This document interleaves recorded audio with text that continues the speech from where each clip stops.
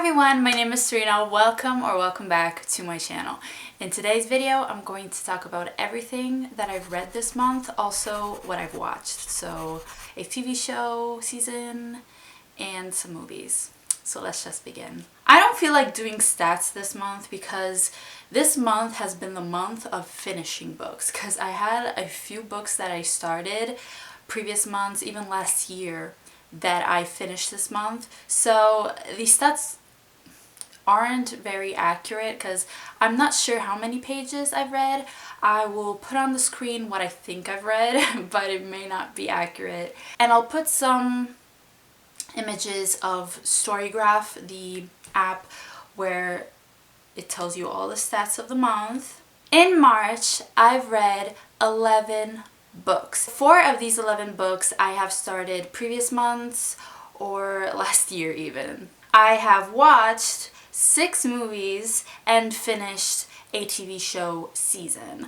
Let's begin with the books. So I have completed 3 books that I mentioned in my February wrap-up. I have completed Marry Me, I have completed Get a Life, Chloe Brown, and I've also completed Birthday Girl by Penelope Douglas. I'm not going to talk about them in this video because this video would be so long, but in my romance vlog that I did, I read like a romance booktuber for a month, I talk about all of them in depth. So if you're interested, go check that out. Same goes with The Best of Me by Nicholas Sparks. I have read the entire book this month, but I also talk in depth about it in that vlog. So yeah, I gave this one 1 star. I gave Chloe Brown, Get a Life, Chloe Brown 5 stars. Birthday Girl 3 stars, and this one 2. I believe 2. So the first book that I read in its entirety, and it was also a buddy read, is The Turn of the Key by Ruth Ware. This was a buddy read with Marley. I will link her channel down below, and I really enjoyed this one. It is about this woman who wants to change her job. She works with kids and she finds this job as a nanny in Scotland in like a isolated area. This place is actually a very interesting house. It is a smart house. So it's a mixture of old and new because it is an old place, but the parents are like, they really love technology. So the house is a smart house, and everything is controlled by technology. So a panel, buttons, you know, like apps and stuff, and that made the setting even creepier. I haven't read a lot of thrillers. This is my 6th thriller ever. So I'm not an expert in thrillers, but I really enjoyed this one. I gave this 5 stars. I think this might be my favorite so far. And I did buy a new Ruth Ware book for $4 the other day. So I want to read more by her. I am sure there are more creepier and thrilling books out there. I just don't know many of them. So I really enjoyed this one. Marley enjoyed it too. It seems like the main complaint is that it could have been crazier, and I agree, but I just like how it all wrapped up. I think I like this type of thriller more than, I don't know, crime thrillers or paranormal. There is like this paranormal aspect in here because it's believed to be a haunted house and stuff like that. It was also so much fun buddy reading a thriller because every time we finished our chapters of the day, we started theorizing and kind of guessing what was going to happen, and it was so much fun. I did not predict how the ending went at all. This book begins with the main character in jail because she is accused of murdering one of the children. So she is writing this letter, or as I like to say, literally a book, to a lawyer, and she is explaining everything that happened in that week she was working for that family. So yeah, I really enjoyed this book. I recommend it. The next book that I read was Pride by Ibi Zoboi. I really enjoyed this one too. I had read Pride and Prejudice years ago. I don't remember a lot about the the book. I know the plot obviously, but I don't know all of those details that a lot of people who love Pride and Prejudice might criticize Pride for, you know. So I just really enjoyed it. It's like a new take on this story, and it's very short and quick. I read it as an audiobook on Scribd, and the narrator was Elizabeth Acevedo, and I love her audiobooks. It was great, honestly. And I gave it 4 stars because I did enjoy it. The romance kind of happened quickly all of a sudden. I wanted it to be more of a slow burn, but it was fine. It's about this girl called Zuri, I think, and she lives in this neighborhood in Brooklyn, and people are moving in, rich people, and there are themes of gentrification and class.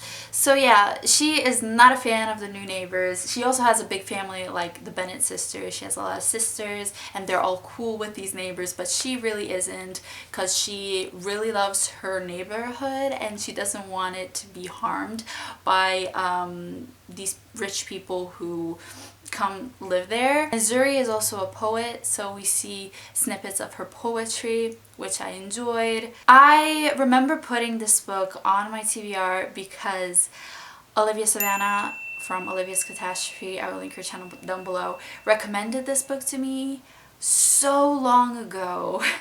And I have saved that video in my to watch later list just to remind me that I need to read this book, and I finally did.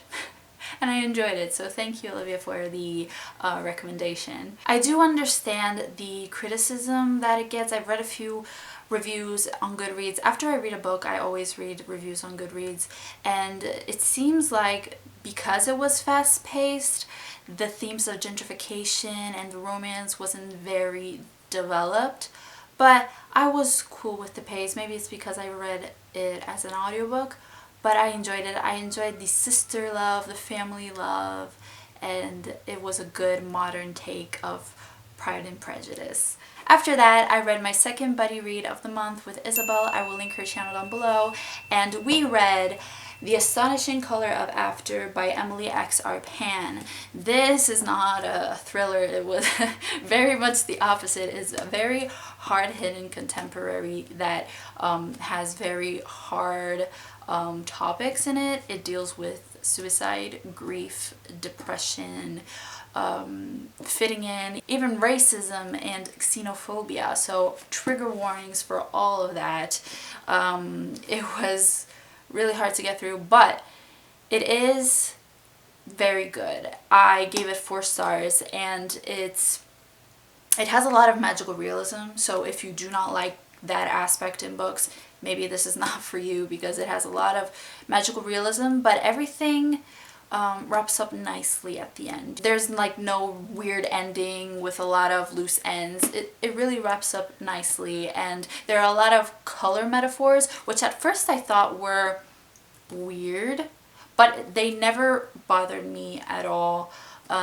So basically this book is about this girl who is half white, half Taiwanese, and her mom dies from suicide. I needed to check the author's note, by the way. The author's note is great. We really see how this author took her time with this book. She has personal experience, and you really can see that while reading this. I needed to check the author's note because she talks about how we use our words in a wrong way, and we have to really think about how we use our words. Saying committed suicide isn't really a good phrase, and we should say died by or from suicide instead, in order to reduce the blame and stigma. And I totally agree with that. I am totally guilty of that because I say a lot of stuff that I don't really think about, and my words can cause harm, and us as a society should start really thinking about how we say certain things. So yeah, her mom dies by suicide, and the daughter really is grieving in her own way, her dad in another way, and there is like this conflict between the two because there's not a lot of communication. Her dad really doesn't understand her love for art, and I feel like art is it's helping her a lot with her grief. She also sees her mom as a bird, and he doesn't understand that. I think it could be normal, especially at the beginning, that you see your mom as a bird, or you see your mom around, because you are grieving. So you need you need to give her some time, but he doesn't really understand that. So she is convinced that her mom is a bird. Her dad doesn't understand her. She says that they need to go to Taiwan because the bird told her that they should go to Taiwan because her mom wants her to remember something. And they do. They end up going to Taiwan, and she slowly discovers her mother's past, her family, because the family, her Taiwanese part of the family, they weren't very close. She actually never met her grandparents from Taiwan. Me and Isabel, we tried to figure out who certain characters were, and at the end something in particular happened, and I immediately figured out what happened, and I'm like, wow.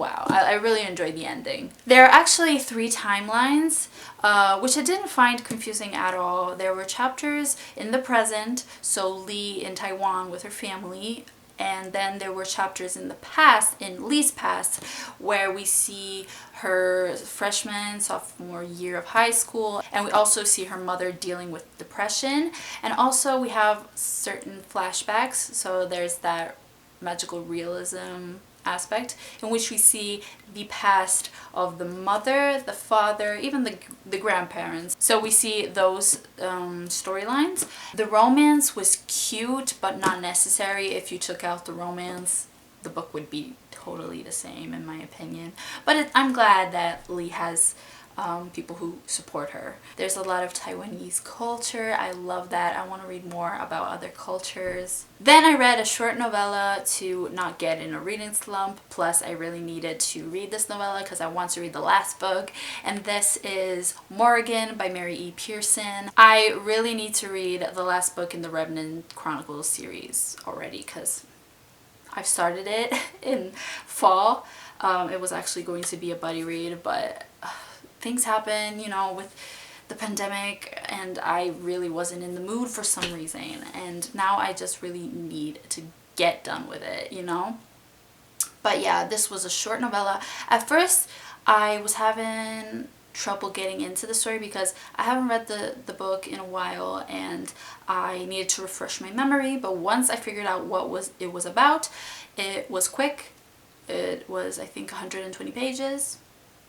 It was good. I gave it 4 stars. There was one thing in particular that happened in the end that I was like, what? How? If you read it, it has to do with Harik. I don't know. But I also really wanted to know more about the journey at the end. But overall, we learned about the history of this world, how Morrighan and Venda came to be, you know, the cities. And yeah, I really enjoyed it. So 4 stars. Next, I finally read Ruin and Rising by Leigh Bardugo. And I really wanted to read Six of Crows this month as well, but that didn't happen. I'm planning on reading it this month. But I finally completed the Grisha trilogy. I did enjoy Ruin and Rising a little bit more than Siege and Storm because the characters were more likable. I really did not like Mal in the previous one. Anyway, this book, as per usual, is so fast-paced and things happen so quickly, but I'm used to it. I'm like, okay, this is typical of the series. I am cool with it. It doesn't bother me anymore, honestly. I just want to be over with it. A lot of things happen very quickly. A lot of scenes, the ending happens so quickly. And it's overall just a good starter fantasy series to YA because the magic system isn't complex at all. It's very fast paced. It keeps your attention for sure. You know what? I'm just going to spoil my thoughts because I do want to say it. I didn't want to spoil anything, but I'm just going to put a chapter on this video in which I talk about spoilers of Ruin and Rising. So let's begin. The ending. A lot of people don't like who Alina ends up with, and I'm fine with it. Alina ends up with Mal. I'm cool with it because I don't like in particular either of them, you know? So they're perfect for each other. Plus, Alina didn't really want her powers, I want to say. I mean, she seemed like she wanted to have a simple life. Correct me if I'm wrong, but I had that impression that she just wanted to live her life and not be the sun summoner. So the fact that the powers were distributed to other people, cool, and she just faked her death and lived her life with Mal, fine. A lot of people wanted her to be like the new Darkling, but you know, good Darkling, you know, the sun summoner, and people wanted Mal to be just dead. I kind of agree. When he got resurrected, I don't like this trope, the resurrection trope. It happens way too much in another book series, and that bothered me in that book series as well. But you know, it's fine. It's fine. And they also resurrect him so quickly. The Darkling died so quickly. And yeah, as I said, I don't like Mal. Like, if I had to decide a book boyfriend, I would totally go for Nikolai. But for Alina, he's cool. Plus, I believe that the Darkling and Nikolai loved Alina because of her powers, kind of. So when she lost her powers, they wouldn't have loved her as much, maybe. I'd want to say. And a lot of people say that Mal started loving Alina when she got her powers, but I don't know. They've been friends for so long. Teenagers are dumb. Hence the tattoo that he had. He probably didn't really understand his feelings until he lost her, you know. I understand both point of views, but I am not a huge fan of the series, so I'm cool with how it ended. I like the found family, you know, team trope. The side characters were actually more likable than the main characters. Also, the twist that happened at the end, I wasn't expecting, but when I figured it out, it kind of made sense. So yeah, that's it. I'm just happy that I finished this trilogy. Finally. So yeah, I gave it 3 stars. The next book that I read was a nonfiction. It is Disfigured by Amanda Leduc or Leduc. I'm not sure how it's pronounced, but I enjoyed this one. I gave it 4 stars. Again, it was a bit repetitive, I have to say, and also I've watched a few videos, reviews. I've watched a live show in particular the other day, and they said that the author gave a lot of scenarios, like a lot of scenarios in which disability is very, very bad in media, in fairy tales in this case, but she gives very little solutions. And I know it's not her job to give solutions, but maybe throw out some ideas. I don't know. It's a book about, as I said, disability and disfigurements and its portrayal in media. And we see all those fairy tales like The Little Mermaid, Beauty and the Beast, The Hunchback of Notre Dame, and a lot of others, even like the non-popular ones. The disability in fairy tales is either portrayed as a negative aspect or something to overcome. So it's either like a villain with a scar or with a disfigurement or a disability, or it's either a main character who is going through a bad time in their life, so they have a disability, they have a disfigurement, and by the end of the story they overcome this disability or disfigurement and they become beautiful and able-bodied and all of that. So it's not a good portrayal of disability at all. It really made me think, because I was born in the late 90s, so at the beginning of the 2000s I was that kid obsessed with Disney princesses. And I loved, you know, The Little Mermaid, Belle, Cinderella. I dressed as every single one of the princesses for Halloween. I believe that the human being is a very, not selfish, kinda, but very egocentric being, you know, because we like to see ourselves in other things. We like to see ourselves in media. We like, you know, to, whenever we are imagining something, we are imagining someone who looks like us. At least I think we do that. So me as a white person, able-bodied person, I was a kid also. I didn't really think of it at all. But I totally get why people with disabilities, people, black people, or from other cultures see these fairy tales and how bad they can be for them, and how the portrayal is harmful, you know. So it really made me think, and I don't know if I can watch fairy tale adaptations with the same eyes anymore. I thought about it before, but it took Disney a long time to make a black princess, an indigenous princess, you know, and there's still no disabled princess out there. They're usually villains.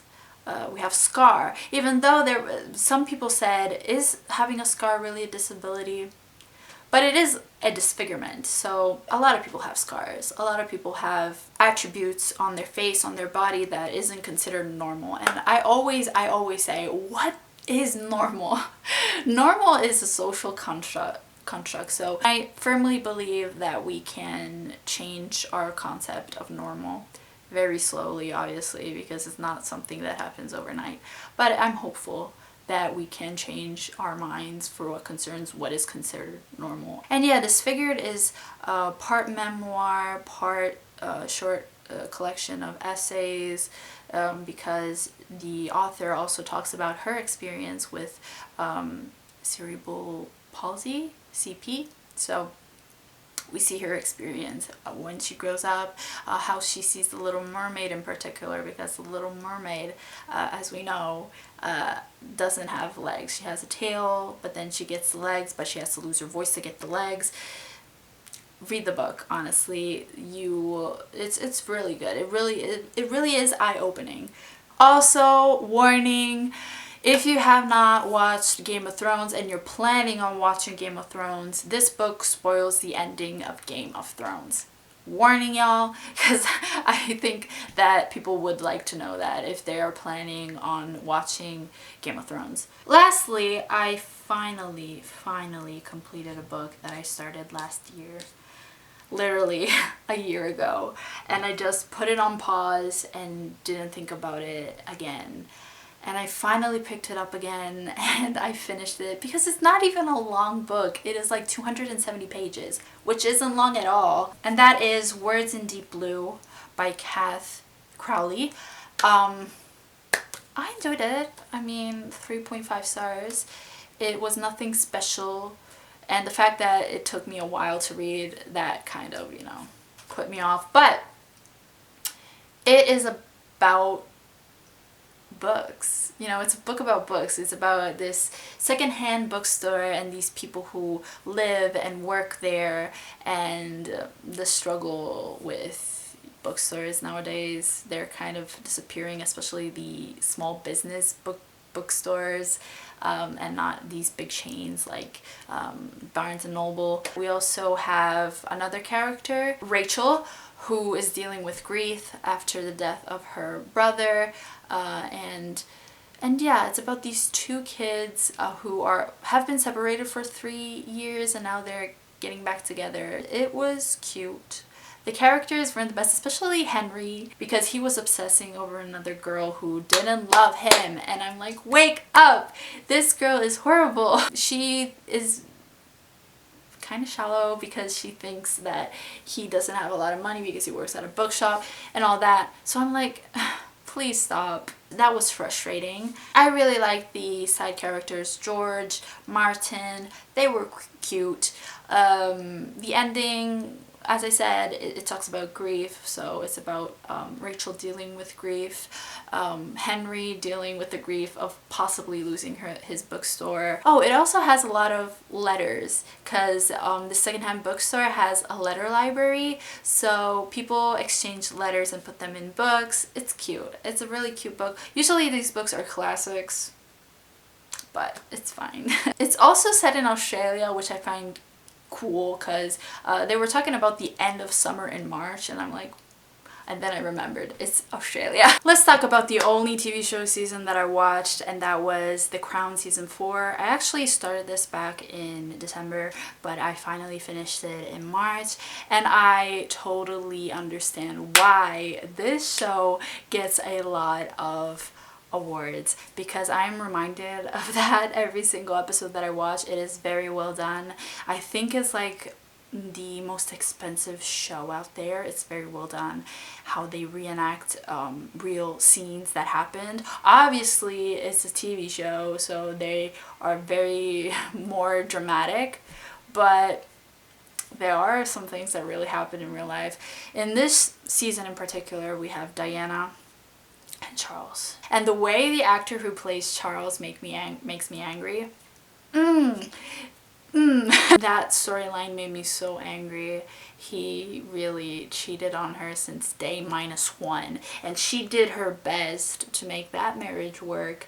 At least we see that in the show. The way he hates everything that Diana does, oh my god, because he is jealous, and Diana goes to visit sick children, goes to a lot of charity, and the spotlight is always on her, and he hates that. The way he kept saying that he was suffering and nobody cared, and then we see how Diana was bulimic, and the way that she was really struggling is really, really, oh my god.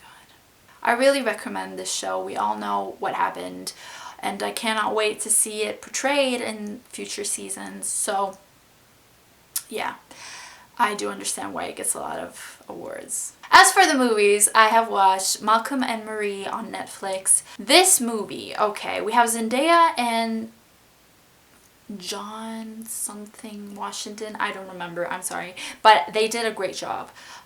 They're great actors. He is 10 or more years older than Zendaya, so that was kind of weird, but they did a good job. It is about this couple. The man is a filmmaker, and he won an award that night and didn't thank his girlfriend in his speech. So they go home, and she's annoyed because of this. So it's set during one night. It has a lot of long shots. It is in black and white. It has that theatrical aspect because there are a lot of monologues, and it's not actually what you think when two people are fighting, you know, the way they talk. But I thought they did a great job. It was repetitive though. Like, they got into a fight, they made up, and they smoked and put on some music. Got into a fight, made up, and smoked, put on some music. And this happened the whole entire night, so for the entire movie. So I think it should have been like a short film, but what do I know, honestly. So yeah, I enjoyed it. Trigger warnings for addiction and attempted suicide, I believe, yeah. And it's really like a relationship study, a really toxic relationship, but yeah, 3 stars. Then I watched another Noah Centineo movie on Netflix. Sierra Burgess is a Big Loser.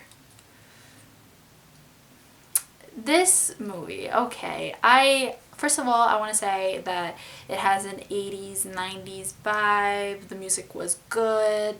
The shots were good, and I really enjoyed the friendships more than the relationship, for sure. Dan, the best friend, was my favorite character, but it is about this girl who bullies this other girl and gives her number to a guy, and this guy is convinced that this girl is the popular girl, but it's actually not. And Sierra, who is the loser, talks to him and pretends to be this popular girl. So she's catfishing him. And it goes on for too long, honestly. Questionable things, honestly. Very questionable things. If you watch the movie, you know. So 2 stars. Then I watched Wonder Woman 1984. Last year I watched all of the Marvel movies, all of the DC movies. I needed to watch Wonder Woman because it came out I think in December, and I watched it, and it wasn't as good as the first one for sure. It had a lot of exaggerated scenes, action scenes. Also, can a plane ride through fireworks? I don't think so. There was an over-the-top villain, a very like 80s exaggerated villain, and there was this other character who was a grown adult but acted like she was in high school. So even though it wasn't as good at all, I don't know why every time I see Wonder Woman in action, I cry. I cry like a baby. I don't know what it is, like maybe seeing female superheroes, I start crying for no reason. I just see her whip out her thing and kicking ass and I start crying. I'm pretty sure we see Steve Chris Pine in the trailer, so I'm not spoiling it. He is in the movie. But we do see him as the outsider in the 80s. In the first movie, we see Wonder Woman as an outsider in the London 1910s. Like, that was cool, seeing the other aspect, him being an outsider instead of her. The next movie that I watched was The Best of Me. I've read the book this month and I watched the movie. There were a lot of differences, like the whole guilt that the main character had, that storyline with Mrs. Bonner, I believe. That wasn't in the movie, and that was my favorite part of the book. So also we see like 2 timelines, when the couple is grown and when the couple was in high school. I really enjoyed the chemistry between the 2 actors in the flashback, so the younger characters. I enjoyed their chemistry more than the older characters. I didn't like those scenes at all. And there was also an alternative ending on YouTube, which I'm sure pleased a lot of people who watched the movie, because it really is heartbreaking, as per usual with Nicholas Sparks. So seeing that alternative ending was okay. You know, I'm not mad about it because I wasn't a fan about the book, so I wasn't expecting to absolutely love the movie, you know? I didn't have high expectations. But it was an adaptation. A lot of things were different because in the books there were a lot of POVs, and here we only see the couple. That's it. We don't see all those other POVs that come together at the end. The next movie that I watched was a rewatch, actually. I haven't watched this movie in so long. It was Pride and Prejudice, the 2005 movie with Keira Knightley and Matthew McFadden. Yeah. I liked it. I really, really do. It's a favorite. I think it's going to be my comfort movie from now on, because I immediately watched all of the scenes after I finished the movie. So yeah, I really, really enjoyed it. That rain scene, the ending, him walking through the fog, that was very metaphorical and beautiful. The shots, the long shots during the ball, in the house, I found that very, very pretty.